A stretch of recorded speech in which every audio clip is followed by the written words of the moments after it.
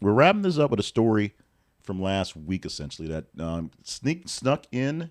And by the time we posted it, it had a chance to be a part of the Monday show. It actually was more or less a Thursday to Friday show type thing. Thursday, Friday type posting, if you will. But this is a sad story of our times. We're going to read the story as it is written straight by the robot editor and then go into the commentary on these kids these days.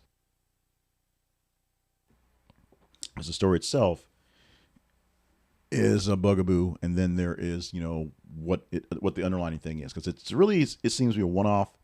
But let's tell you what happened with this story. The headline for it reads: Virginia high school track star attacked with baton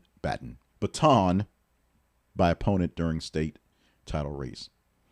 During the Virginia High School League Class 3 state indoor championships on March the 7th, an incident occurred involving two high school athletes during the 4x200 meter relay race. A Brookville High School junior, Kaelen Tucker, attempted to overtake IC Norcom High School's Alaila Everett. Everett's baton struck Tucker in the head, resulting in Tucker's sustaining a concussion and a possible skull fracture. The event was held at Liberty University and was captured on video showing Tucker clutching her head and tumbling to the ground after contact. Following the incident, IC Norcom's team was disqualified for contact interference, touching with the baton. In the aftermath, Tucker expressed disbelief in the incident, stating, quote, "I still can't believe it. I'm still in shock. I'm still trying to take it all in," unquote. Her mother, Kaelen Tucker, voiced frustration over the lack of immediate concern from the opposing team, noting that neither the athlete nor the coaches checked in on her daughter's well-being. Everett had publicly addressed the incident, asserting that the contact was accidental. She explained that as Tucker attempted to pass, their arms became entangled, causing her to lose balance and inadvertently strike Tucker with the baton. Everett expressed remorse over the incident and the subsequent backlash, including receiving racist slurs and death threats. The Virginia High School League, the VHSL, if you will, is currently investigating the incident to determine any further actions. In the meantime, Tucker is recovering from her injuries and has been unable to compete in subsequent, a word I always butcher up, races. Now, these kids these days, very quick comment.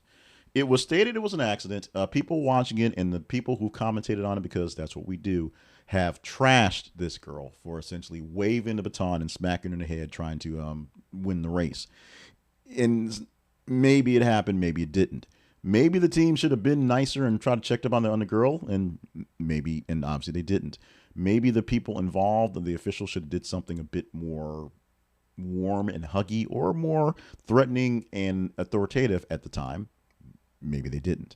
This is a really complicated story. It's one of those things that just literally sort of just popped out of nowhere, and which is why it got very little coverage. I've seen some video on it in some places. I've seen some of the more, let's just say, meaner outlets throw their weight behind this poor girl who got slammed by this thug with the baton because she was losing the race, because that's the narrative you get from the quick look at that going forward. It's the easiest narrative to give out there.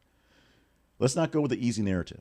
Let's go with the facts as we believe they happened, and then let people decide their own. Yes, you can think she's a thug and think that she was bad and think she did it on purpose. You can believe that. We don't know. We only go by the facts we have, and we can only take them in as we do. Now, the way we see these things say a lot more about the way we see other things, the way we see things from our perspective, the way we see ourselves, than what may have actually happened. What happened. It is bad. It is really bad. But how we perceive it, how we take it in, and how we ourselves project it forward, how you'll tell people about this story going forward, that's the bigger question that needs more conversation.